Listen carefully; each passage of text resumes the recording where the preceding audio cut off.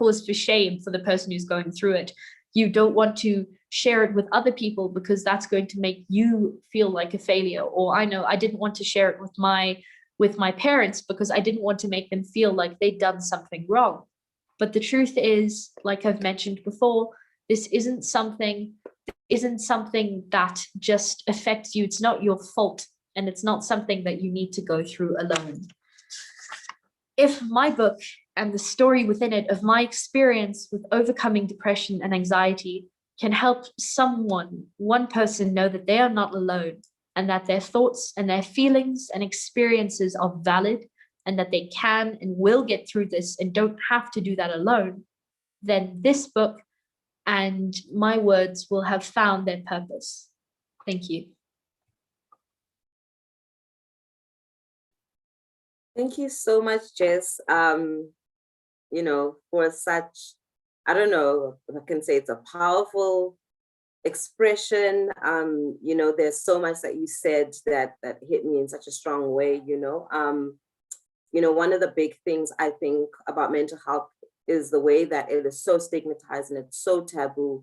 There's so many derogatory terms relating to mental illness, and it's very difficult for people to come through. Some of the things that you've said, that it's difficult to even tell some of the people who are closest to you, oftentimes because people don't actually even understand what's happening. Thank you so much for sharing. I know we have posted in the chat box where you can follow and you can reach Jess. She does have a book out that is available, I believe, on Amazon, and you can purchase that book where she has a collection of her poems. I really liked, so this is what really sat with me the most about your poem, the 11 and, sorry, it was called 11 and?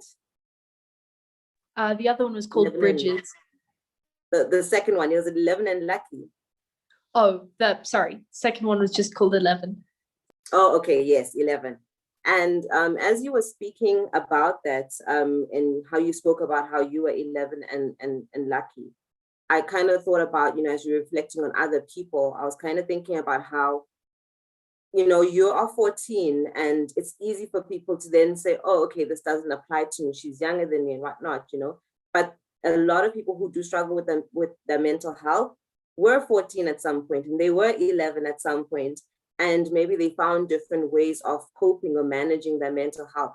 Some which may have been maladaptive, some which may have been adaptive, some may have access to support, some may not have access to support.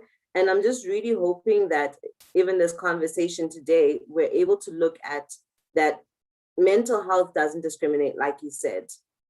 Anyone is mental illness, anyone is susceptible. We live through so many, difficulties and obstacles and successes in life that impact how we are generally. And I'm hoping that we're able to kind of bring up some of those difficulties, those issues today, so we can see, what does mental health actually mean for our youth? What does it mean for young adults? So thank you very much, Jess, for sharing that. And I do want to put out a question. What are the different challenges that the youth are facing today? So if you do want to respond to this, Jess, that's fine. Even in the comment section, if anyone wants to pick up their hands, please do share. This is a roundtable discussion. I think, I think that the challenges the youth are going through are pressure, both internally and externally. So I think externally speaking, it's these are the ones that are almost easier to see. You've got body image and all of the issues that are associated with that, like you have to look a certain way and act a certain way, and academic pressure, the pressure to achieve. And then I think internally speaking, there's always a pressure to mold yourself, but your inner self to be a certain way, it seems, like to have the right opinions and to think the right way. And I think that it's very difficult if you're constantly looking at yourself and even your thoughts are wrong, it would seem that it's very difficult to sort of exist within that space where you're looking at yourself, maybe something you do, or maybe something that, or maybe like sexuality is an issue. And if you look at yourself and you think that what you are is wrong, then I think that leads to a whole lot of issues, because it just leads to you pummeling yourself day and night, trying to get yourself to be right.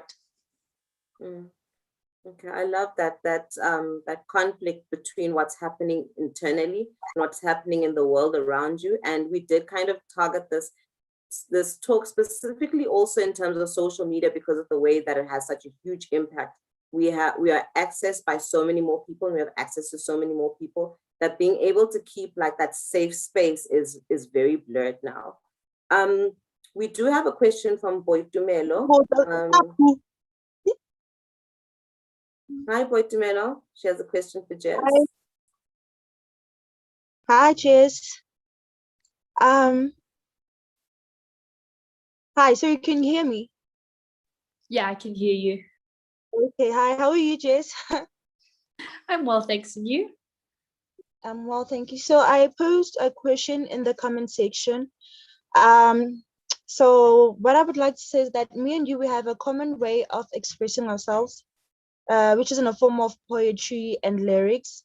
So I realized that sometimes it's like it's not enough to deal with this whole anxiety and depression wise. So I just wanted to know if you actually found like a real help whereby it's in the form of therapy, and if not, would you be interested in doing it?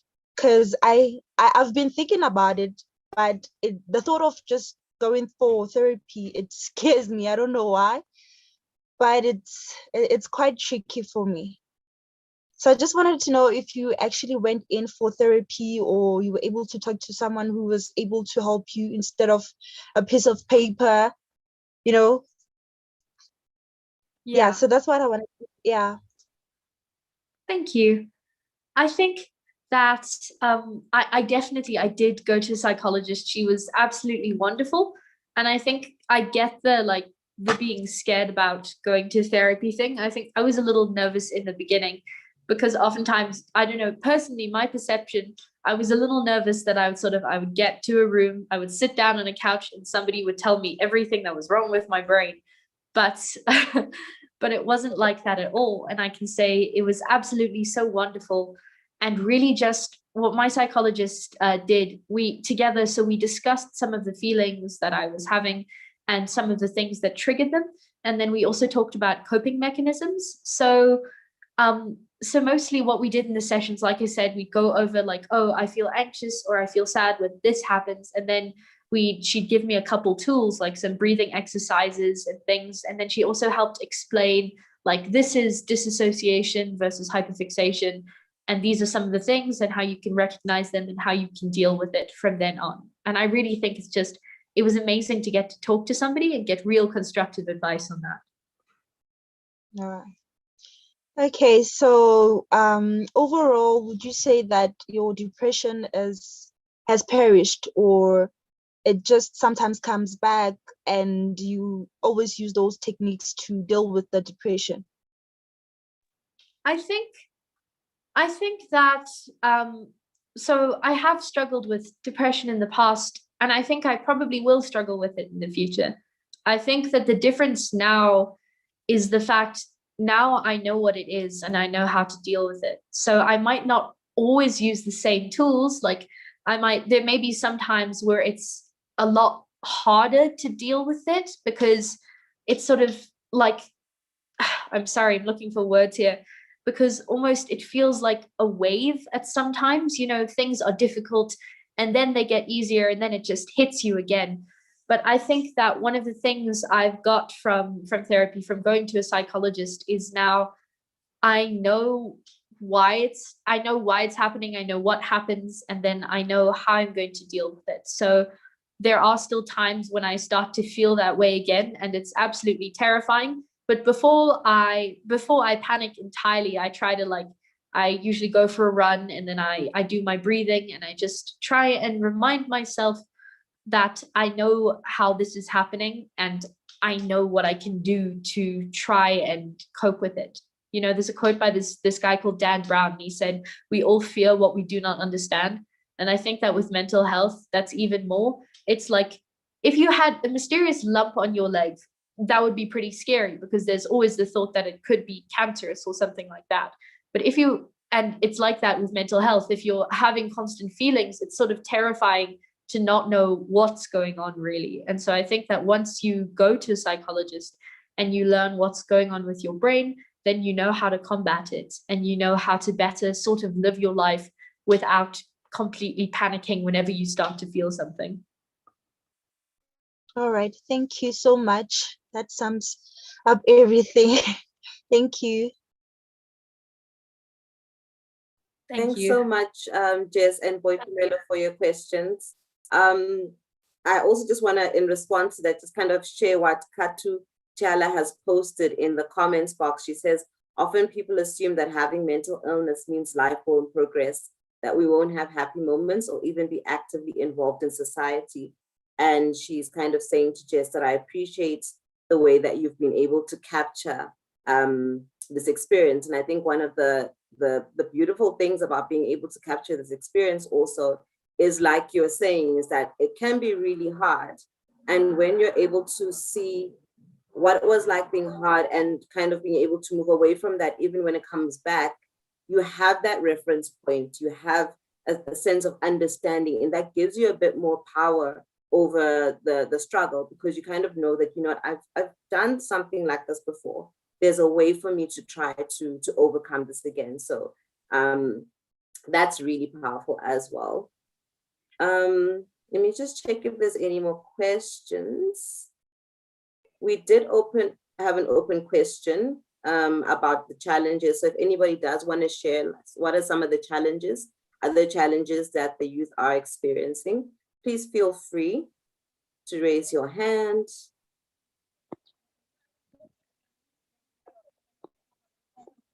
I'm seeing a comment here from Stu as well. Thank you for the description of therapy, Jess. I think part of the anxiety lies in not really knowing what happens in therapy. And yes, that is very true. It's that uncertainty, you know, you already have so many things that you're not understanding yourself. And then that uncertainty that if I go and I speak to somebody else, what is going to come of it? Who is this person? What do they know that I don't? There's so much uncertainty about it. So just kind of highlighting that was really nice. Thank you for sharing that, Jess. I see a hand up. Is it, sorry, I can't see it completely. Lebo. Good day, everyone. Hi. You know, opposing to the question that was shared in here, that what are the different challenges that the youth are going through? I was at a point where my mom's family and my mom was not living with me, and at a certain time when I was 7 years old, I was raped, and it haunted me until when I was 16 years old. And at home, they were always, you know how Black families are. Like, they were so, my aunties, because I grew up with my aunts, my mom's family. They were always yelling at me. No one was giving me a chance on sitting me down, and they could see that I was going through something. And I did not know how to say this to these people. But I knew that this is wrong. This is wrong. And it made me feel in a certain way that I did not understand. And I ended up being violent. Like, I would fight with everyone, even with boys at school. Even when I was playing, I was always snapping at everyone. And the pressure that my mom's family put on me, and constantly being reminded that your mom is not here, she's gallivanting, we have to take care of you. It put so much weight on me. But funny enough, when I was going through all this, I was excelling in school.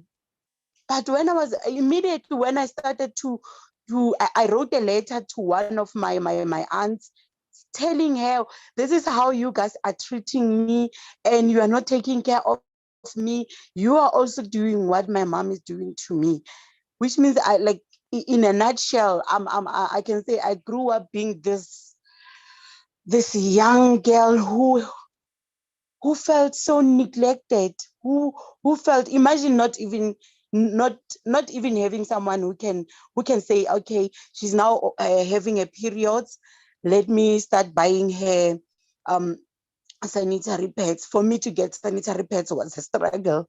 I had to get them from a grandmom or a grandmother on my next door, who took me in as whenever she was going to buy for her grandchildren, her granddaughters, she knew that she had to add me on the list.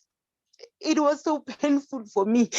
And I feel like even today for me, it still hurts, because our families are not open to talking to you. They are like, no, you are young, you cannot be going through such thing. Like, for an example, if a young person can have sugar diabetes, they will be saying, no, this person is young, he's not supposed to be having sugar diabetes. That is the mentality that our families and our societies are having. It's just so hurtful. So to a point whereby I'm glad some of the things happened, because I told myself, even though I am going through this, I'm not going to let these situations define my future. I am going to strive to do best and better, even for other people who are going through what I've gone through. Thank you. Thank you so much, Lebo, for sharing a very and kind of bringing out your vulnerability like this. I'm really sorry for what has happened to you. It's, just thinking about a 7-year-old, there's so much that you're still learning about the world. You're not even learning stuff about yourself. You're still learning about the world. And, just to kind of say that, it's difficult. You probably didn't even have the language to express what had happened, so I'm really sorry for what has happened to you. I do want to say as well, though, that we do have some resources that people can access if they would like to speak to somebody, if they would like psychological support, emotional support. We will be sharing some of those resources. We understand that especially things like violence and sexual assault it's quite prominent in not just in South Africa, but across Africa even. And some of these things have happened to a lot of people, and they haven't been able to come out and say them because it's so confusing on so many different levels. So thank you so much for sharing. I'm hoping that you sharing your story, it's allowed somebody to feel less like they're alone. It's allowed somebody to feel like, okay, this has happened to me. Maybe there's a way for me to be able to also kind of confront it, even if it's not with another person, but just with oneself. Because, like you were saying that then you became very aggressive, and, part of those responses are a result of what has happened, because you're not able to express yourself, in a safe space. There's not a safe space for you to tell people maybe what has happened. Then you start to express yourself in whichever way, because the anger is there, but because you can't say it in this way, maybe because of language or lack of support or whatever, the anger needs to come out, and that happens quite a lot. So if this does resonate with anybody, we will be sharing some services where you can access support as well. Thank you again so much, Lebo, for sharing your story. I think also when we do speak about mental health and mental illness, it is very much stigmatized, but a lot of the violence and the child neglect that a lot of people have experienced from a young age does contribute to, your emotional well-being as well. So I'd like us to also think about it like that. Let's not think about mental health and mental illness in terms of what is diagnosed. Let's think about how our mental health impacts our quality of life, how we relate with ourselves and how we relate with others. So we can think about our mental health and see how we can enhance that in different ways as well. We do have some comments in the comment section. There's quite a bit of feedback as well. I'm seeing here, one of the challenges that youth have is the pressure to fit into a certain box, especially regarding to academics and the career paths we choose. So that is obviously something that impacts not just your present, but also your future as well. I'm seeing also, yes, depression can sometimes look like aggression. And I think, yes, what is it, Yiba Nati has said, all the family members tend to be very dismissive of our opinions. So one of the reasons why we did create this platform as well is so that we can hear and you can have a voice and we can hear exactly what you're saying and what you're feeling. Because it is very true. In our African cultures, we're always like, oh, but this one is young, you know, what's stressing them? What's their problem, you know? And that dismisses a lot of people. It silences their voices when they do want to express, you know, what they're going through.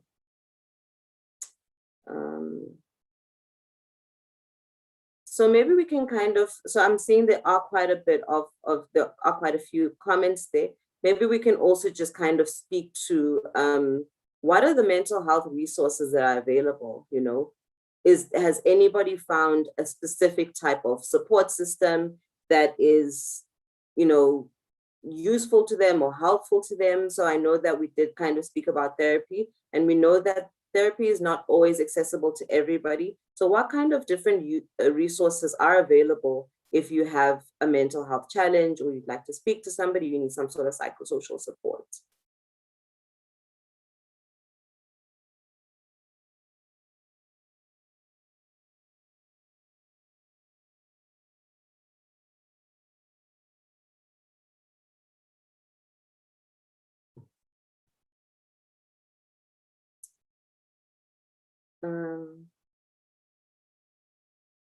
Any takers?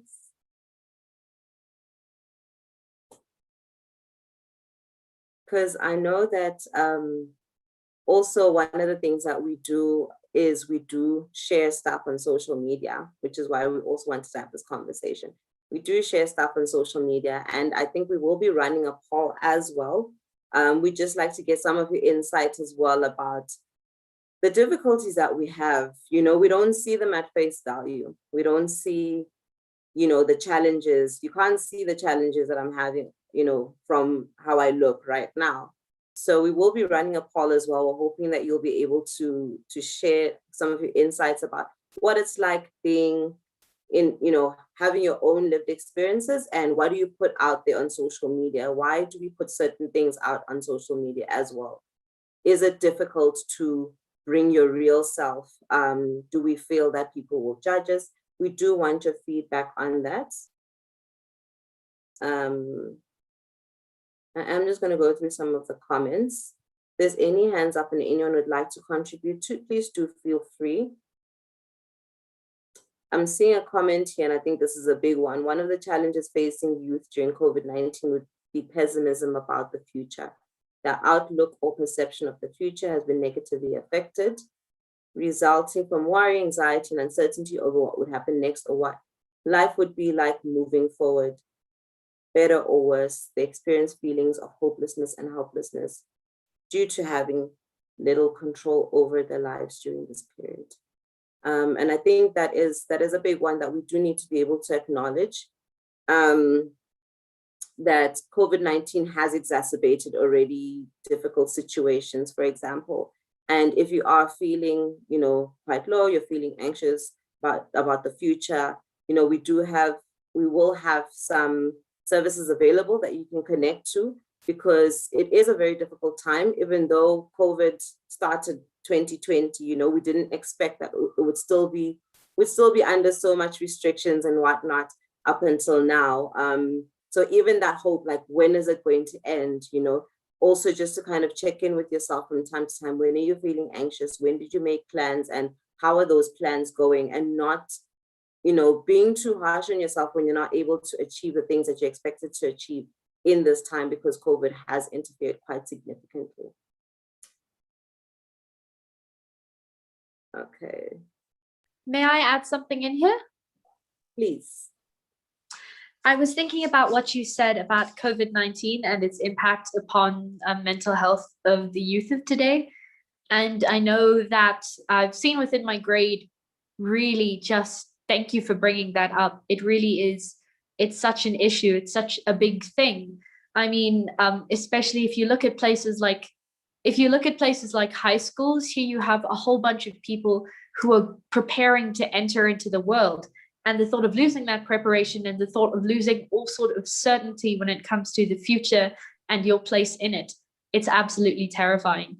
And I think that Gen Z as a generation, I think we are often described as a very sad generation. We don't have the level of millennial disillusionment that, if I could call it that, no offense to millennials, that's been described, coming with being told that you can have whatever you want, and then seeing in the world that that's not true in terms of careers and education and things like that. But I think we as a generation have seen others have to live with that disillusionment, and have sort of been brought into the world and told from the get-go that things are sort of going to suck and going to be difficult. And so I think that combining that with the moment of the fact that COVID-19 was in effect the end of the world as we know it, because things are so changed and so fluid and there's no sort of certainty, I think that that's quite difficult.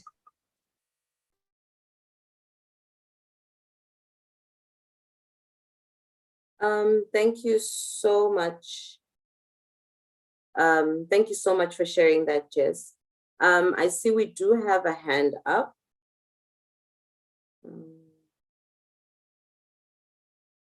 As well. From Boitumelo, please, may.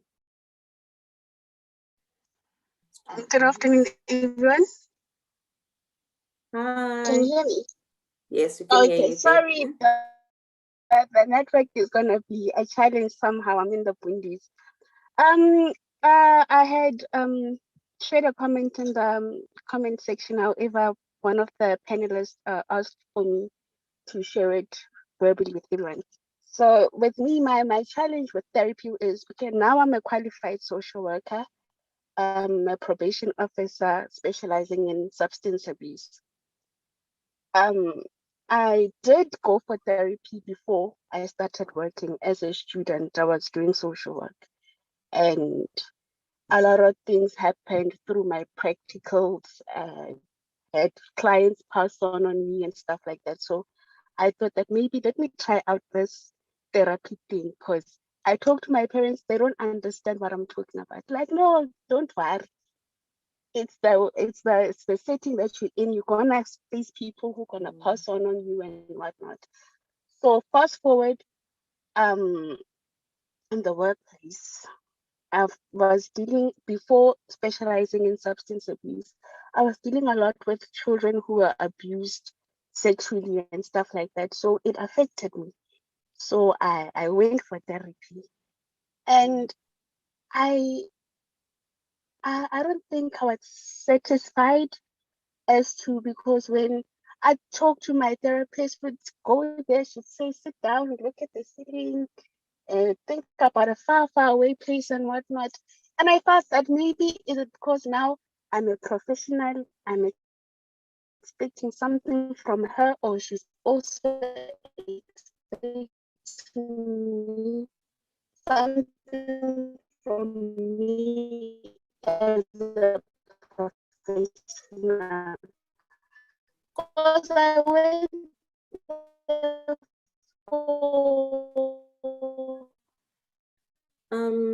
Okay, Boitumelo, I think your network is.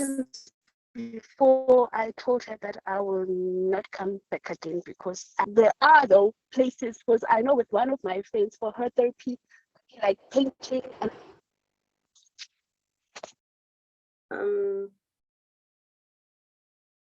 Okay, sorry. I think the network was quite bad.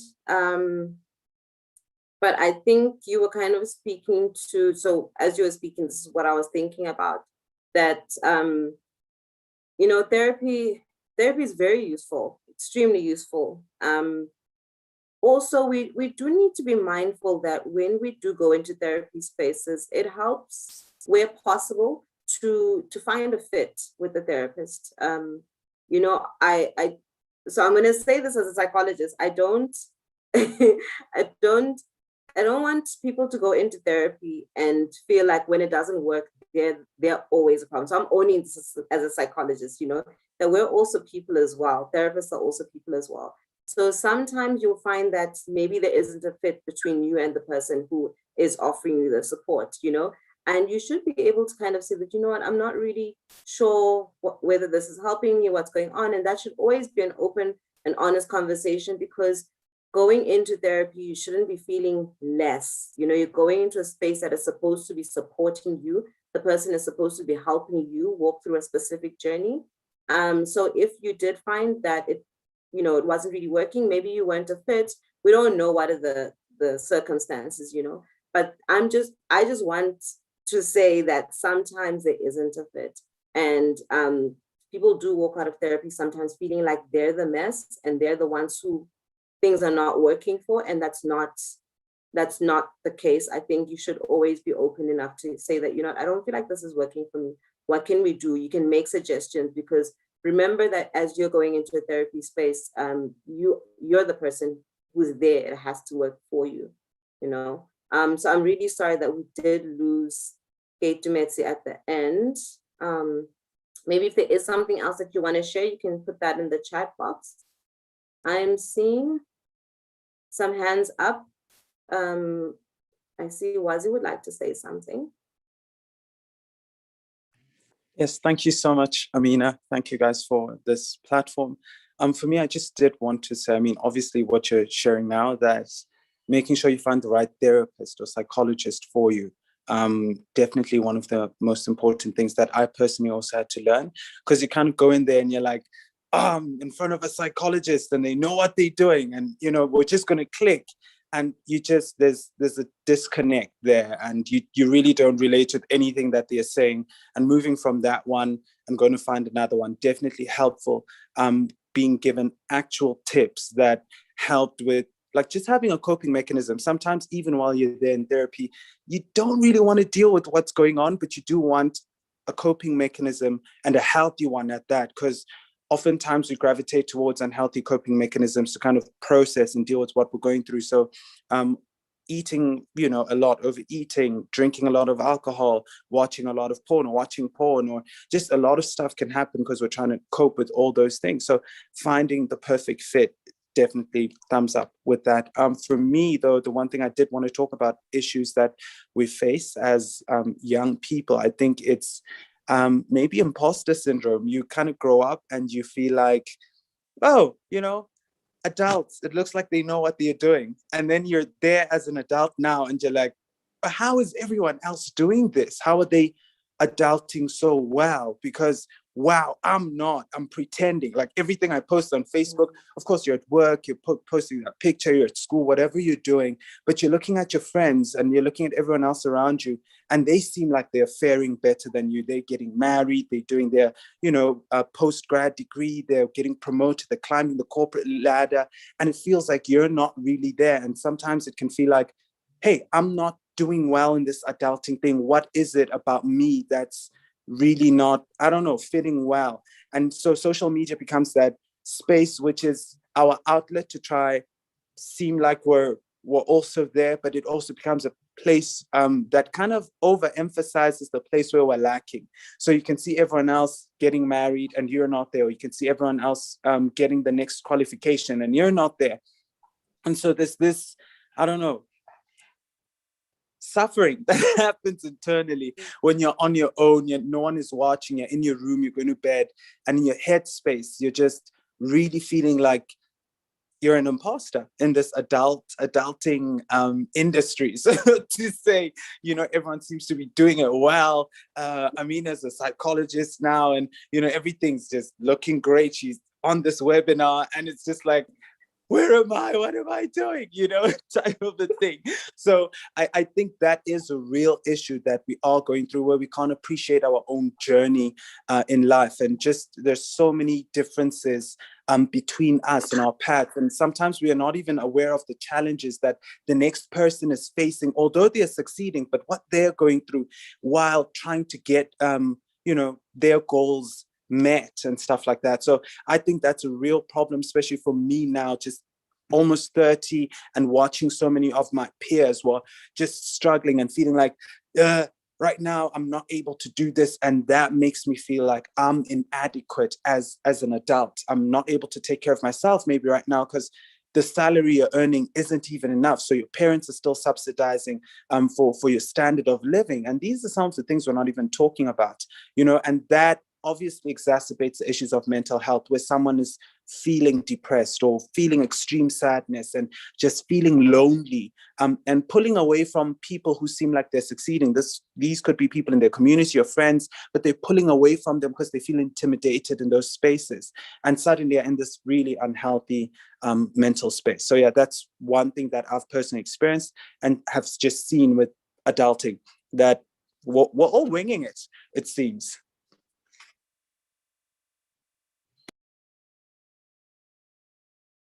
Thank you so much, Wazi, for sharing so much. We're giggling, we're laughing, but it's almost like we're laughing and we know it's so true. I think there's a lot of people who can resonate with this, that, you're watching things happen with so many people around you, and you're sitting and you're saying, okay, what's going on with me? And I really liked what you said about that, appreciating your journey. I mean, it's easier said than done, but it's definitely something that we can reflect on. Also knowing that there are other people apart from yourself who are feeling, like other people are advancing and excelling. It's not just an internal isolated experience. I think one of the things that people do struggle with is when they feel like that and they feel like they're the only ones who feel like that, and just kind of knowing that it is something that, we experience if we're part of a very success-driven, a very fast-paced, performance-driven society where everything has to be done quickly, has to be done perfectly. And if you are feeling a lot of that, it might not just be you, so that you're not internalizing that problem as your own, that maybe it is part of a bigger societal problem that now you're responding to because of the context that you live in. Thank you so much for sharing, Wazi. I see there are some hands up. Lebo, you had your hand up. I think your hand was up and then it was down. I don't see Lebo here anymore. There is Lettie, you have your hand up as well.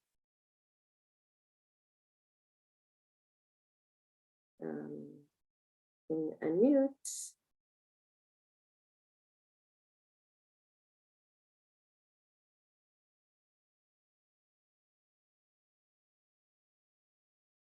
Okay, I'm not sure what's happening here. There's Boitumelo as well. You have your hand up as well. Okay, there we go, Lettie. Please go ahead. Thank you.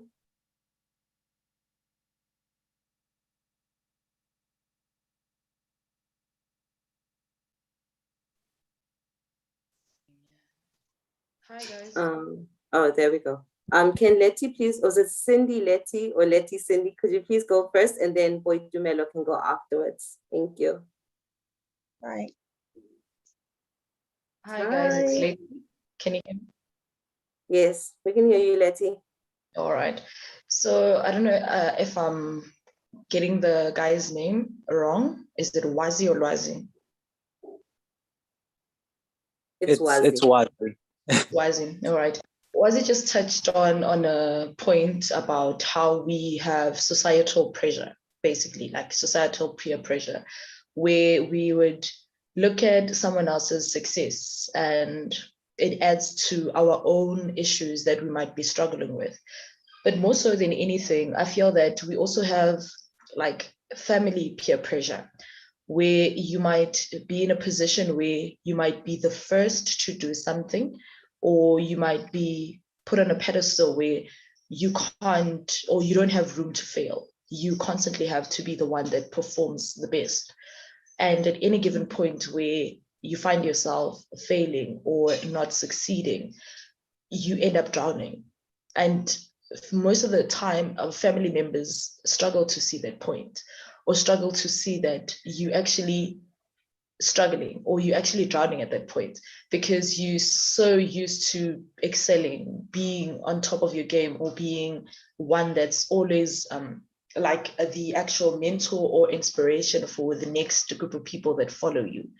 I've had that more so than ever, that at some point when I had to go to university, I struggled so much that I even told myself that I honestly don't care anymore. I'm not going through with this, because I had so much pressure that I've been performing. And as much as I understand that they would want me to succeed or be in a different position that I'm in at that moment, they might not understand that I feel so much pressure at that point. And it's only now that I'm actually moving away from my struggles, moving away from my battles, but I'm still within that dark hole that someone else might not notice that I'm in, but I'm still trying to move away from the point of feeling pressure from someone else.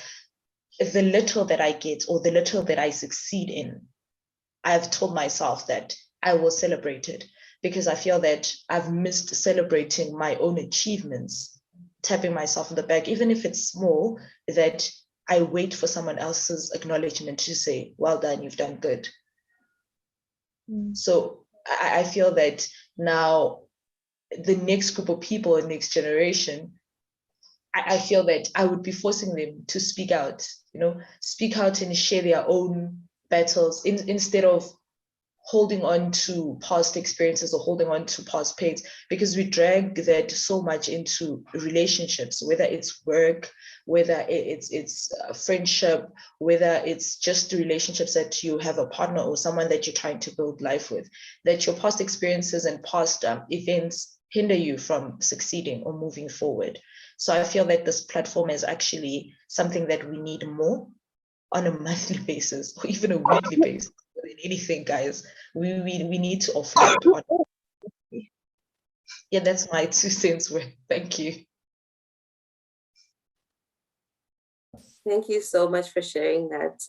I really like what you said about even the small wins, celebrating even the little things, because we do get so used to waiting for the big thing, for the graduation, for the new job, the new car to celebrate.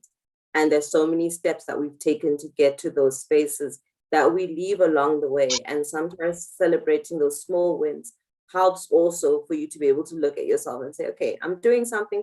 Maybe it's not at the pace that, everyone expects or I even expect, but, just being able to acknowledge yourself in your journey. I absolutely love that. Boitumelo, I see your hand is up. Thank you so much for sharing. Hi. Hi. Hi, can you hear me? Mm-hmm. All right. So we were talking about challenges that we face as the youth. I believe that our past is the reason why some of the things hinder us from moving on. For example, I'm using from a personal level. I was raped at an early age. I was about 7 or 8 years. And thing is, it did not affect me at that particular age. It haunted me when I was now a teenager, and now getting into relationships was so difficult because I did not trust men. I did not trust anybody that was just trying to reach out to me, trying to help me, until I got involved in an organization that was able to help me in so many ways. It was not only helping me, but other women also.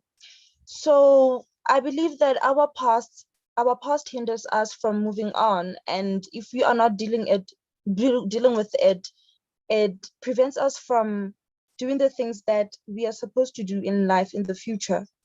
And I believe these challenges are meant to make us grow and develop as individuals. This is a very hard topic for me to discuss, so I'm just gonna move away from it. But something that is it Lettie, or yes, I think it's Lettie. She mentioned that family pressure is also the reason why we are mentally not fit, because you are the first person to do this, you're the first person to do that. And for me, it's also the case. I mean, I was dealing with a lot in the past, and I'm now in a current situation whereby I also have to move from this pressure that I'm getting from my family. I'm the first to graduate, I'm the first to have to get a job and change the family situation.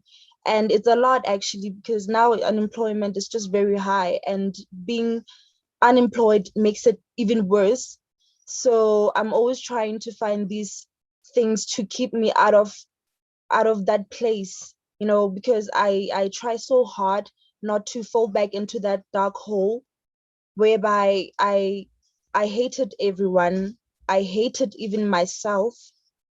I just hated living, and I had suicidal thoughts as well as suicidal attempts. But through God's grace, I am here. I'm still alive, and I'm still facing these challenges. But I found a way that that enables me to move on and just try to be a better person.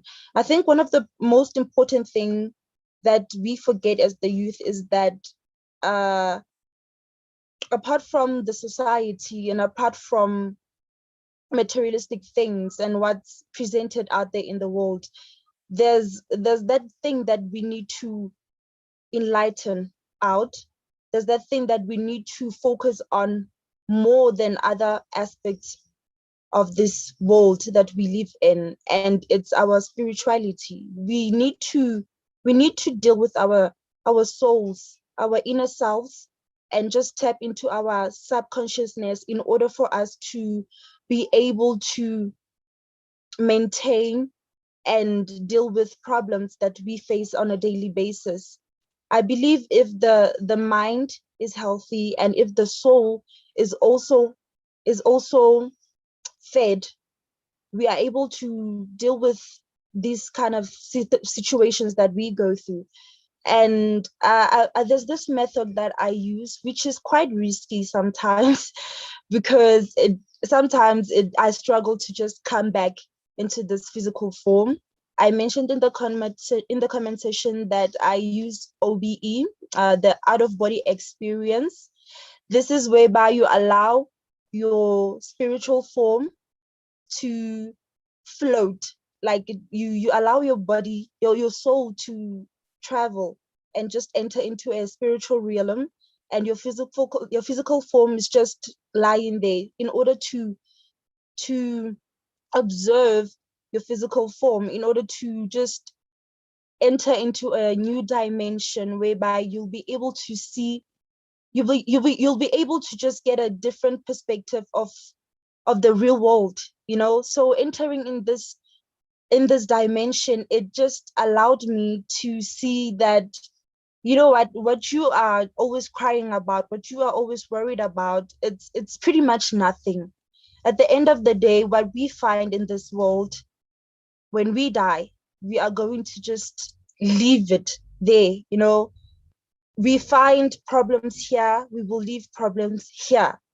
And if we are able to be that spiritually fit and just live life in a way that it won't hinder us from getting to the next level, it won't hinder us from just reaching our goals and just moving on from what we went through.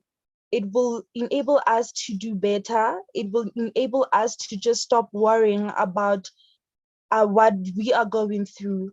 Instead, it will give us solutions to deal with whatever that comes our way. And I believe, I don't know if there are religious people in the group or whatever, but I believe prayer is very important.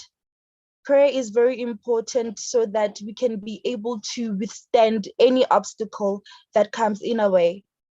And for me, the out of body experience was quite something that I would really like recommend it, although it's scary to enter into a new dimension, but it's for me it's really important, because I am able to just connect with my soul. I'm able to connect with who I am instead of what other people believe I am, you know, or what I think I am, but just tapping into the real me, it allows me to just focus on what's really important. Thank you. Thank you. Thank you so much for sharing, Boitumelo. I think, you know, one of the big things that you've highlighted for me is an understanding that, you know, even when we have difficulties, we have to be able to think of ourselves from a holistic perspective, you know. So, I mean, even a lot of conversations about mental health, we try to kind of keep it here in the cognitive, like in the mind, you know, or else we'll put it in the medical in terms of mental illness and the diagnosis, you know, or else. So, I mean, you know, what you said is, you know, it helps us to kind of think about ourselves as a whole being, you know, that we have a soul, or we have a spirit, or we have intuition, and, you know, even our physiological body interacts with our emotions and our, you know, our psychological wellness and whatnot. But just being able to think of ourselves as whole beings, and even as we are working on our mental health, you know, to try to think of ourselves holistically, you know. I think, you know, one of, you know, even as you shared in the beginning, that, you know, when we experience violence or we experience violations, you know, we don't think about necessarily how it's going to impact our mental health. We think about how maybe it's impacted our body, or maybe how it's impacted our ability to relate with each other, you know. But we are a whole person. So something that happens in one avenue, we don't then compartmentalize it. We experience it holistically, you know. So that's my big takeaway. Thank you so much for sharing, Boitumelo. Thank you so much. We do have a comment from Tato, and then we will, okay, actually, before we go to Tato, we do have a poll that we ran. So may you please share the results of the poll?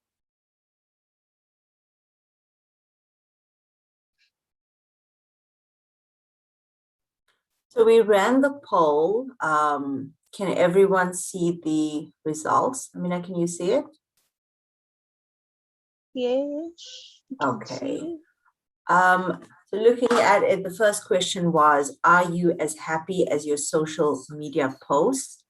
46% said yes, and 54% said no.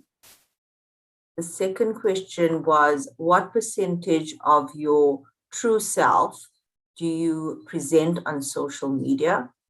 20% said that it's 21% of themselves is represented. 40% said that 29% of who they are is represented. 60% said that 17% of themselves is represented. 80% said that it represents 25% of themselves. And 100% said that it represents only 8% of themselves.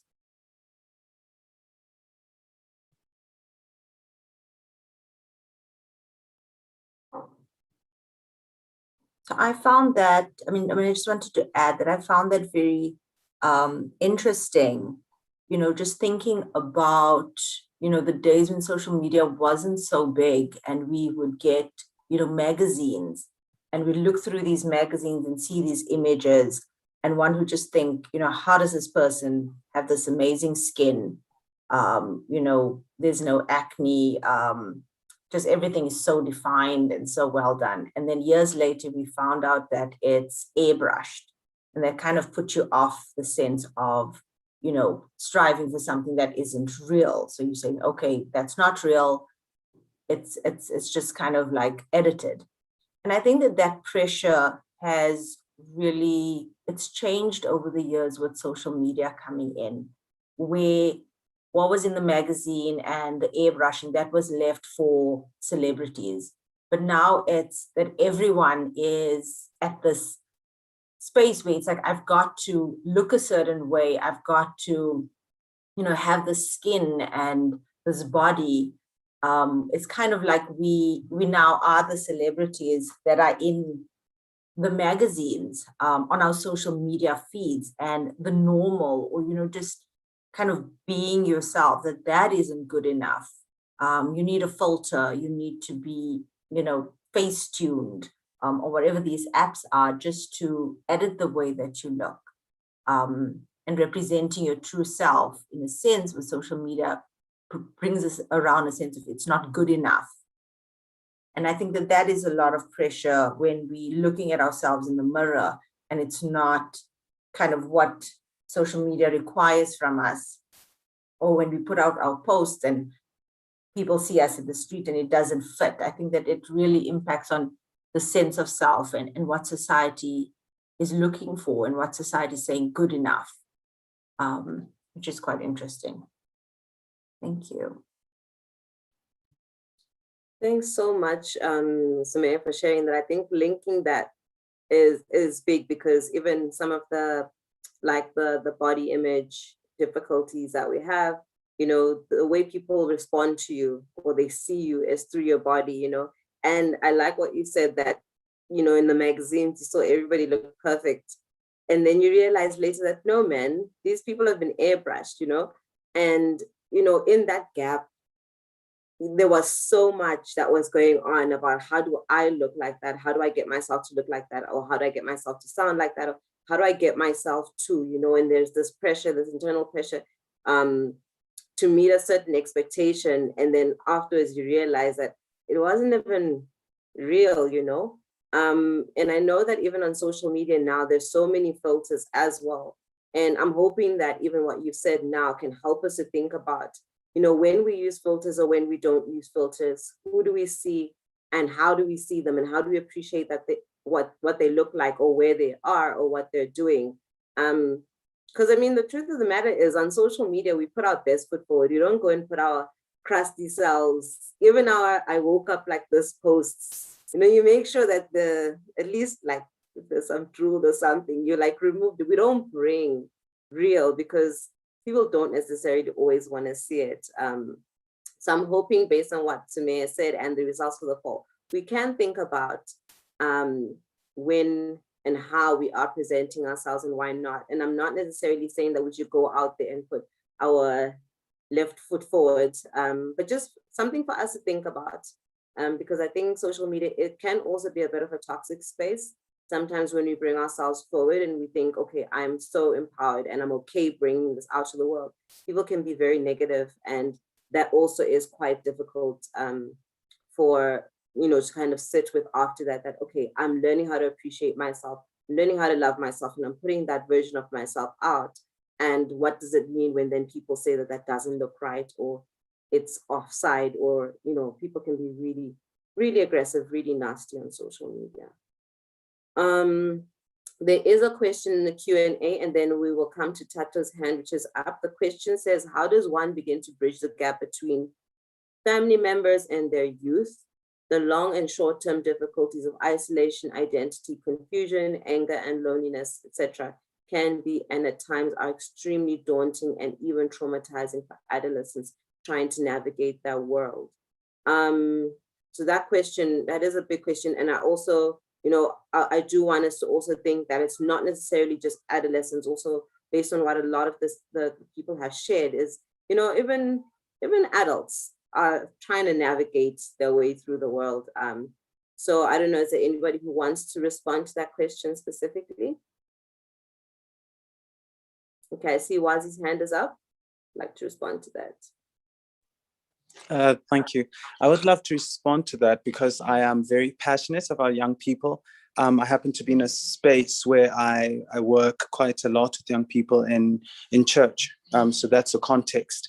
And the gap between the older generation and the younger is quite extensive. And again, I think Jess touched on this, the difference between the millennial and Gen Z. So each generation has its own challenges, and sometimes the older generation cannot really fathom the level of issues that the younger generation are dealing with. So for example, in my context, we're dealing with a lot of Black people, Black families. So even that matters, the context of that. When we're talking about mental health, it's not a real, you know, issue or an an illness that a person is facing. It's one of those things that seem like an excuse for not doing chores, or an excuse for staying in your room all day and not coming out, yet that's a person who's depressed, who can't get out of bed because of the toll that, depression has even on the physical body. So for me, one of the things that I've seen is having a group of people who bridge the gap in certain spaces. So you, in the church, for example, you have youth leaders or people that kind of bridge the gap where parents can't. So for me, that's the one thing that I have seen.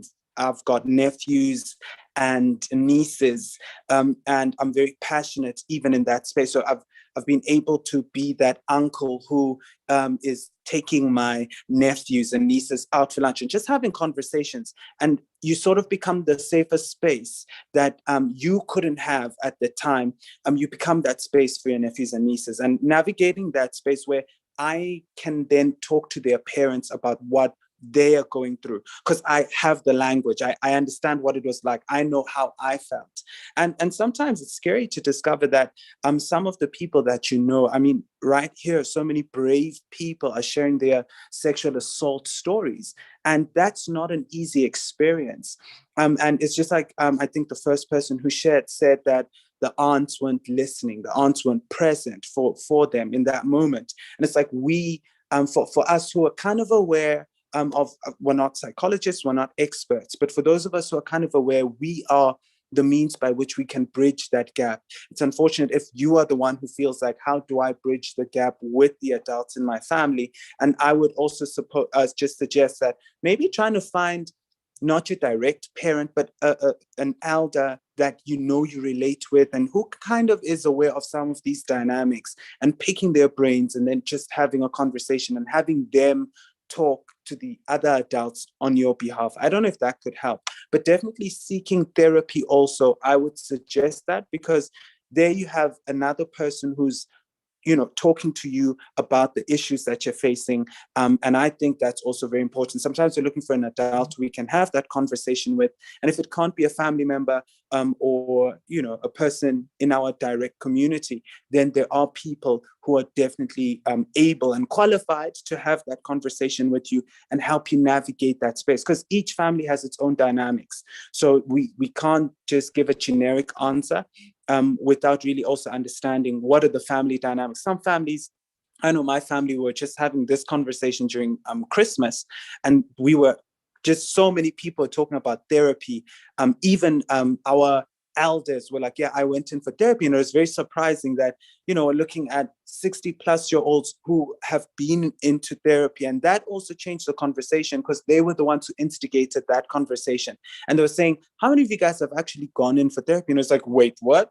This old person is that conscious. So each family dynamic must kind of be taken into consideration. I hope that this kind of helps. Thanks, Amina. Thank you so much, Wazi, for sharing that. Community is a huge part of our mental health. I really like what you said about how there's no one prescription for how to make things work. I think that was really valuable. Gugu, I see your hand is up. Hi, Mina. Thank you for the opportunity. And I think just to tap on to what Wazi was saying, I think there's that element that sometimes goes missing when we think about families and the parents, because a lot of the parents themselves have experienced trauma and they haven't had the chance to reflect. I think one of the things that are movements that are happening right now is that we are very lucky because we're getting the opportunity to reflect. We're not just going through life. So we're reflecting and we correcting generational cases. So being able to do that means that we can look back and try and fix certain things so that we're not passing them on to our children, or that we have an awareness when we interact. So I think one of the other things that families can do, or that can help with families bridging the gap between the young ones and the older ones, is having conversations, creating families as safe spaces, because I think that is missing. Conversations are taking place, but they're taking place outside of the home.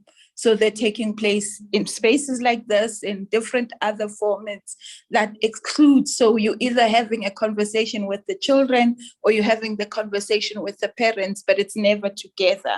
And there's a need for that. Like, you can't bridge a gap if between two generations if they're never going to meet.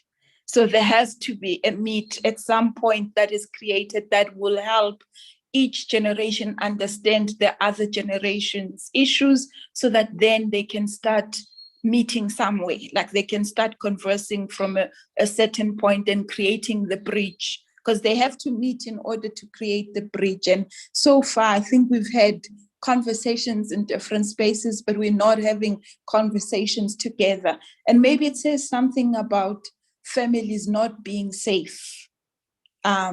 And that is also something that we need to look at in terms of, like, when you speak about a family, is it just people who are related because of blood, or there's a relationship? Because I think part of us mitigating some of the issues or some of these challenges around mental health and mental well-being around relationshiping. So building and mending the connection, because the connection has been affected so much by trauma, by mental illnesses, by many social challenges, like a lot of things. So there's a need to fix that and to work on the relationshiping between the two people and or between the two elements that make up, or any number of elements that make up the family. But I think there is a need to recreate that, to work on creating that connection that sometimes has just gone, just because we're related, we sleep in the same house, I pay your school fees, I drop you off at school, doesn't mean that we are connected. We may sleep in the same house, but if there's no connection, we are not able to have conversations together and feel safe in that space, then the connection isn't there. And connections, one thing about connections is that they are very intentional. So there has to be an investment in terms of creating them. And so families can't just go by now. I think we are, I don't know if I can say it's unfortunate or fortunately, that at this point that we are in now, as families, we can't just ride on our blood relation.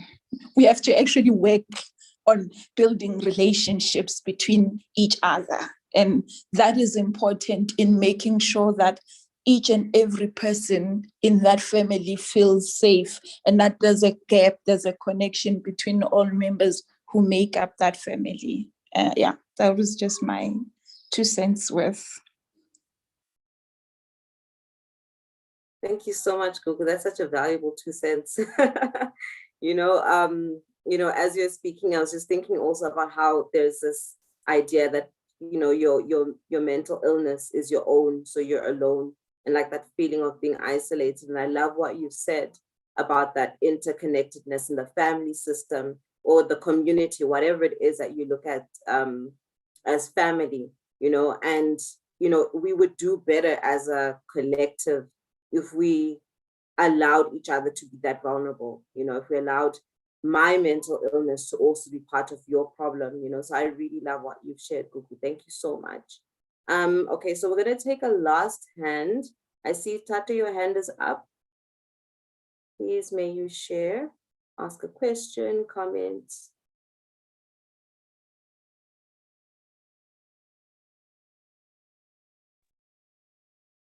Hello, everyone. Can you hear me?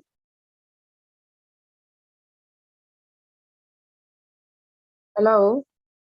Hi, yes, we can hear you. My connection is a bit bad, so I'm not sure if everyone can hear me. We can hear you so far. Let's hear what we can get. Okay.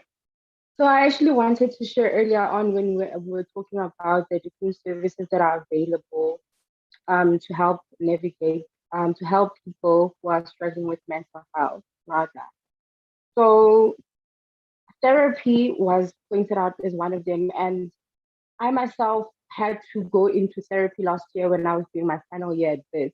And so I was doing my final year in social work. I went into it very reluctantly, thinking, oh my God, I've done so much psychology and I've done so many of the stuff that I'll just know what's going on in the room. Like I'll just be able to tell what she wants to say and all of that. And I just actually realized that therapy has very little to do with the counselor or the therapist, and a lot to do with myself as the patient or client.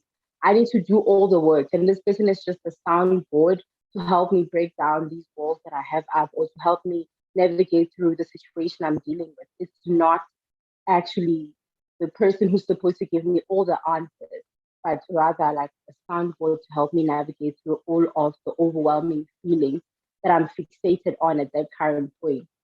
So I think we should, I know that sometimes we get into therapy and there are clashes in personality with like the therapist or whatever, but I think that we need to consider that the hard work has to come from us, and it's not just this person who has all the answers.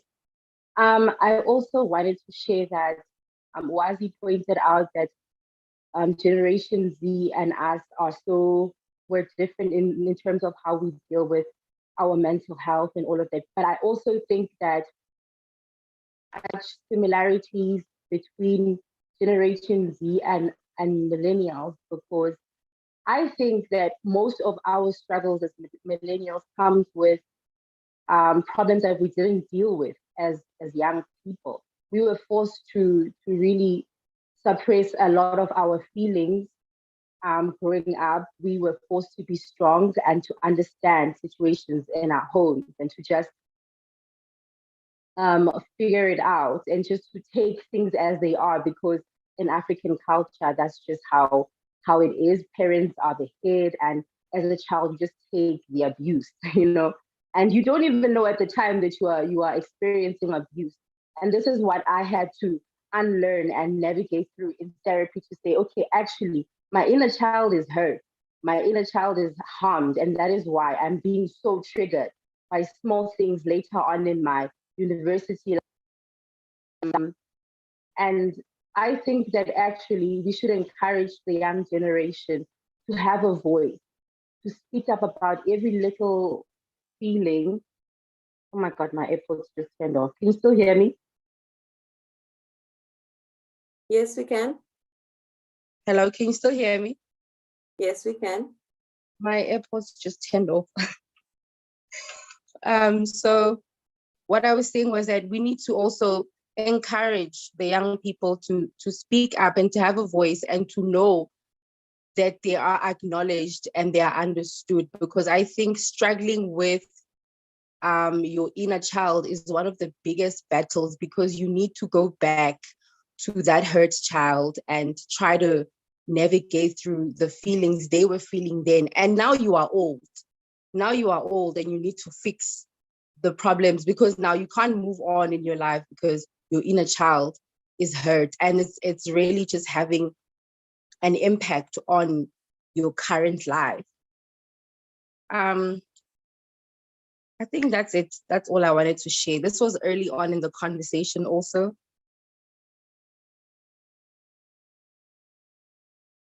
Okay, thank you so much for sharing. I mean, everything that everybody has said today has been so useful. It has been so valuable. Even people sharing some of their own personal experiences, it's been so valuable, because, as we started even just sharing, some of her poetry and what everybody has said, it allows other people to see that they're not alone. And even though hearing somebody else's experience, which might be hard, which might be painful, doesn't necessarily fix something for you. There's a part of that kind of knowing that you're not alone, but knowing that you're not like an outlier, the odd one out, or not deserving of space. It helps to just kind of allow even the conversations about mental health to go forward, so that people can then start to think about themselves in a more meaningful way, think about themselves in terms of the experiences that I have, though, the struggles that I have emotionally, where are they coming from? Even the way that I behave today, where is it coming from? And when we have that sense of understanding of ourselves, it helps us to then be able to take the different steps going forward in terms of enhancing our mental health or attending to a mental illness and, you know, changing the quality of life that we eventually will have. So thank you so much for sharing that. We do have some resources that I think will be put up on PowerPoint, because we do know that, you know, when we speak about some of these difficulties, it evokes a lot internally. You know, there might be feelings of sadness, of helplessness, of hopelessness. Maybe there might be some comfort as well, just kind of feeling like, okay, we had this conversation and, you know, there are people who are like me, but there are some resources that we will share so that you can be able to see in my area, where can I reach out to somebody? We don't want to just leave you like this. I don't think that that is healthy at all. And, you know, we have spoken about a lot today. So if you are kind of feeling a bit low, or you're feeling like your energy is feeling a bit drained, it's okay. It is quite normal when we speak about emotions and difficulties that we've had, to kind of feel a little bit tired. It's almost like, you know, when you go to the gym and you're flexing your muscles and everything, and afterwards, you know, you feel quite tired. So we are going to do a bit of an exercise, you know, just to kind of round up, and it's like a grounding exercise just to help us to just kind of bring a sense of center. So I'm going to invite Celeste, who will come and just kind of lead us through this grounding exercise. Please do participate. It's also just for you to feel a little bit more grounded, you know, kind of based on what we've spoken about. Thanks, Amina. Thanks everyone for a really exciting and powerful and emotional roundtable discussion today. So we're going to do a guided meditation. We're going to try and release some of the feelings, as Amina was saying, that we may be sitting within our bodies, but we also want to be able to feel like we found a safe space. I think a lot of people were speaking today about not having safe spaces, especially within families, and your support network coming to you for support, but you're not being able to access support for yourself. So just in this meditation is really around creating a safe space for yourself. The most important thing about meditation is breathing, is focusing on your breath. So much of the things in our life are stressful, and we sit in the sort of bunched up, frantic, stressful, heightened sort of state a lot of the time. And the breathing just helps us to slow down, get more grounded, and just sort of get to a place of calm. So the first thing we will be doing is taking breaths in, but throughout the meditation, as I'm reading, I invite you to continue that breathing. And again, it's not about breathing in and then going like this. It's really about expanding your diaphragm. So if you link your fingers together and you put it over your navel, over your belly button, as my family called it. And what you want to do is when you breathe in, you want to feel your stomach getting bigger, expanding out. And when you breathe out, you want to feel your stomach getting smaller, as if there was a balloon. So when you breathe in, you inflate the balloon. And when you breathe out, you deflate the balloon. So in between breathing in, there's a pause where you hold your breath, and then you exhale and release all of that tension. So the first thing we need to do is we just need to get comfortable. I'm sure many of us are not in really great spaces, but as comfortable as possible. So if you're sitting like this, to release your arms. If you're crossing your legs, to uncross them. If you're feeling like there's tension in your body, just sort of wriggle to a point where you're feeling a little bit more relaxed. You can either sit in a chair and do this, or you can lay down, whatever is more comfortable for you. Some people spoke about having experiences with sexual violence. So sometimes laying down is not a comfortable position. So maybe sitting is more comfortable for you. So I'm going to be reading out the guided meditation for you. And I just invite all of you to get comfortable and to close your eyes so we can really focus on the breath. But again, if that doesn't feel safe, you can keep your eyes open. So if you're sitting or you're lying down, just notice your body. Bring attention to your body. What is there at the moment? Be aware of where you are holding any tension. Is it in your shoulders? Is the chest feeling tight? Is your stomach unsettled? Do you have a headache? Is your back sore? Are you clenching your fist? Just notice, bring awareness to any spaces where you are holding tension. Take a slow, deep breath in. Hold it. 1, 2, and slowly breathe out.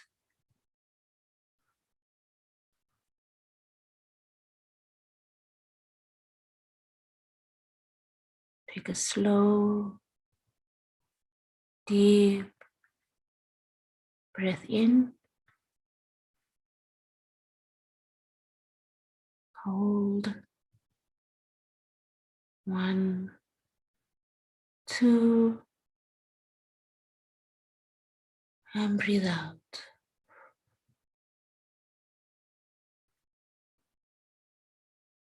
Breathe in a slow, deep, calming breath. Hold.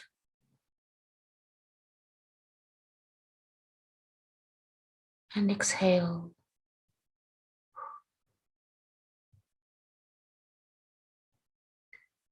As you breathe in, imagine calm, cleansing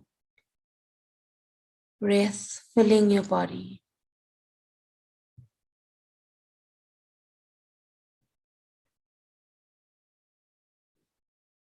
And when you exhale, imagine the tension being released, flowing out of your body.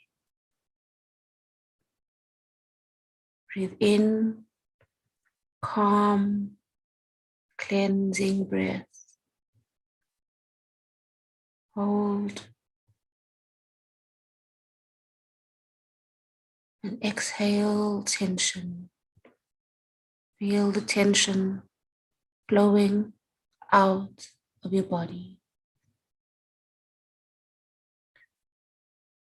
Continue to breathe in and out. In and out. In and out. Allow your breathing to gradually slow down.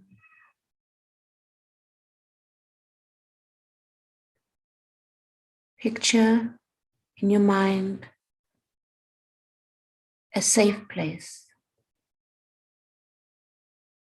real or imaginary, it doesn't matter. As you continue to breathe in and out, in and out, in and out.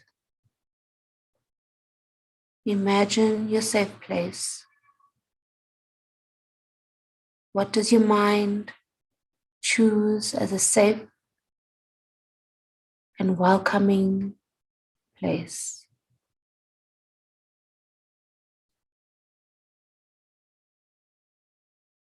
What sounds do you notice? Notice if there are any birds flying overhead, sweeping, soaring high above in the sky. Hear the sound of the birds chirping, singing their song. As you breathe in, calming, relaxing breath, and exhale tension. Notice if there are any breezes in this place. Feel the air gently touching your cheeks. Feel it moving your hair.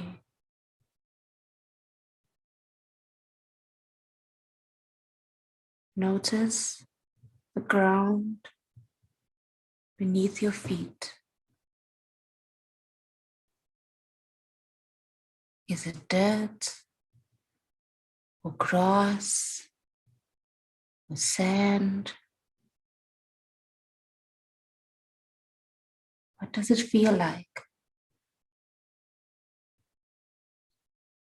Is it warm or cool on your toes?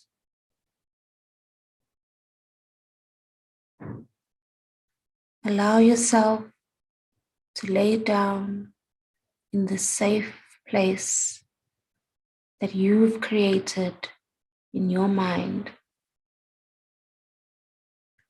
and feel the ground beneath your body, supporting you, holding you, keeping you safe. Continue to breathe in calm, relaxing breath and exhale tension.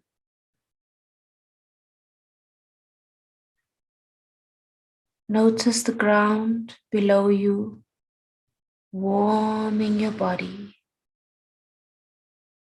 Feel the warmth flowing throughout your body, from the top of your head, all the way down to the tips of your toes.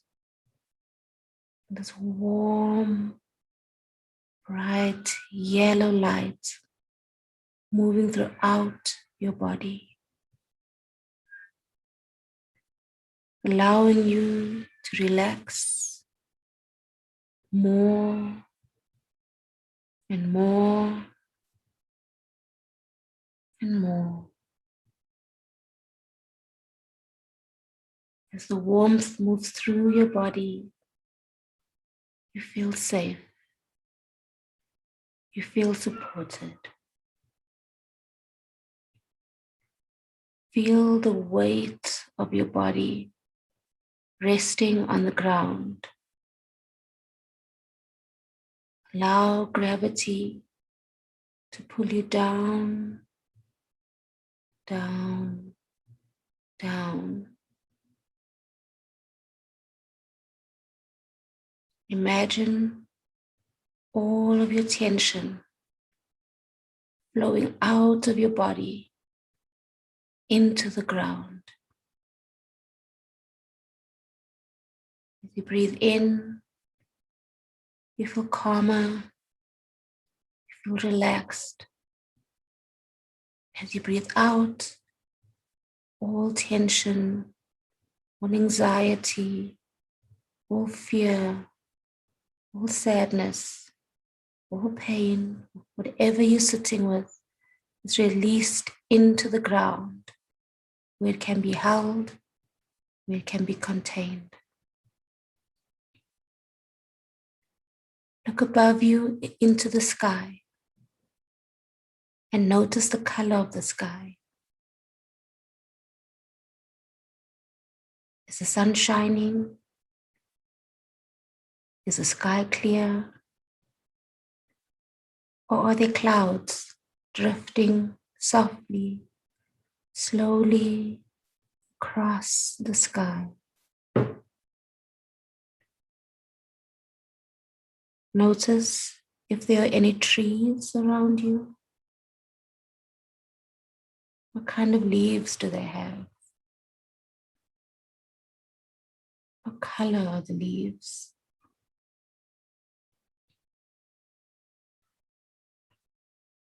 Pick a leaf and notice what it feels like. What's the texture like? What do you smell?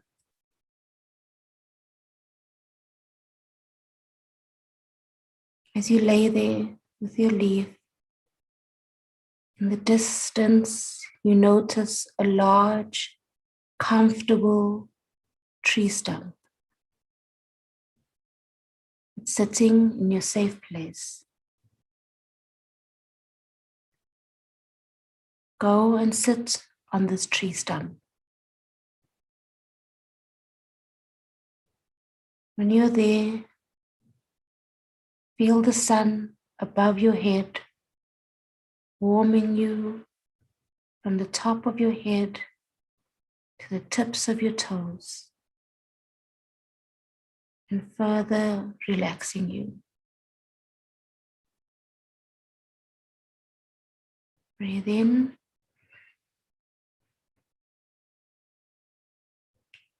Breathe out.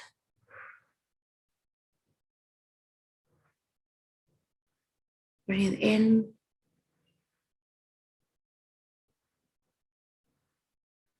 Breathe out.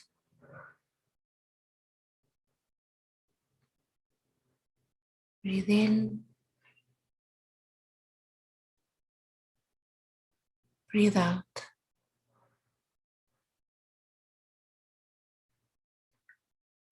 Bring your awareness to the base of your spine.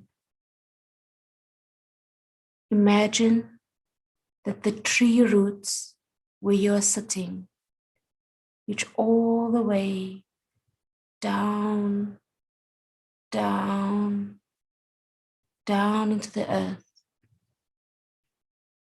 And you feel a part of and connected to this tree, rooted to the earth.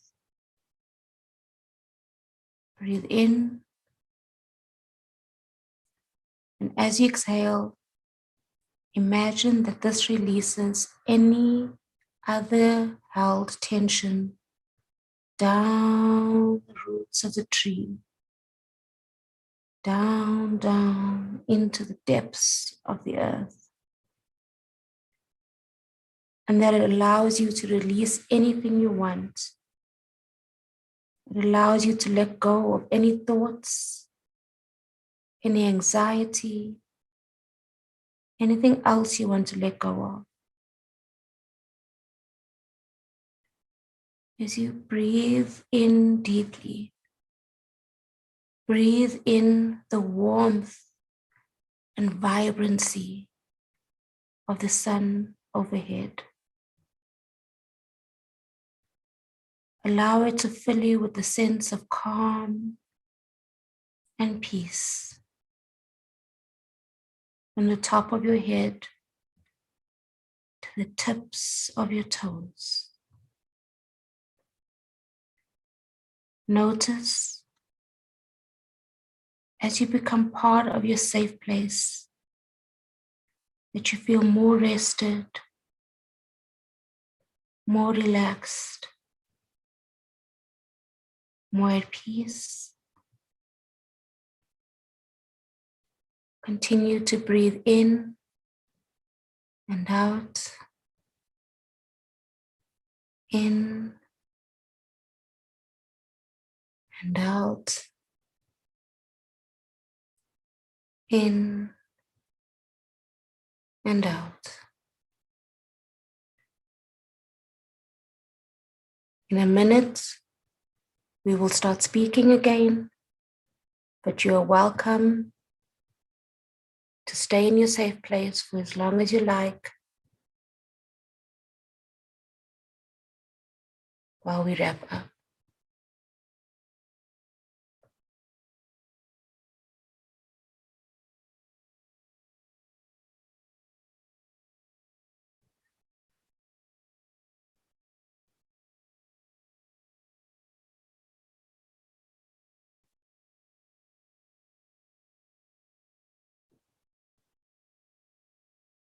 Amina, you can take it away.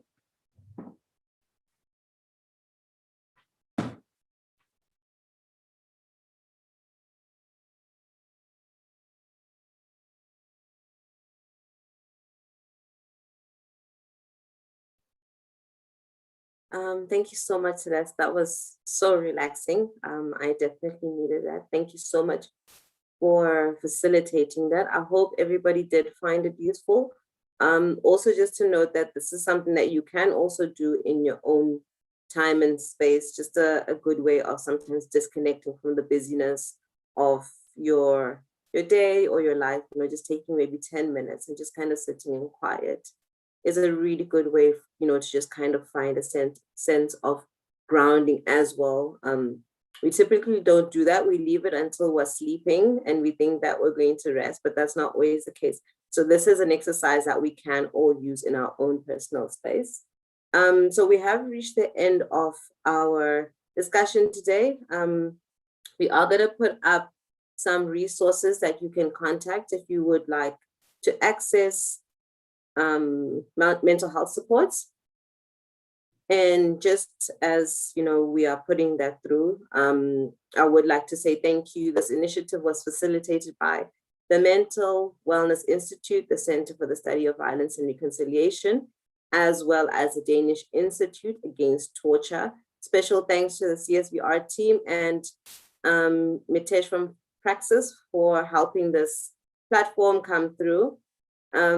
Also, thank you to Jess Roberts for sharing your experiences and reminding us that our mental well-being has been important from when we're young, and it is still important as we continue, through adulthood. Thank you to everybody for participating and sharing your experiences and your advice from your wells of wisdom. Even if you didn't share today and you were present, we thank you for your part in allowing this to be a safe space. If you do need emotional or psychological support, we have put up some resources. We will leave them for a little bit when this webinar is over.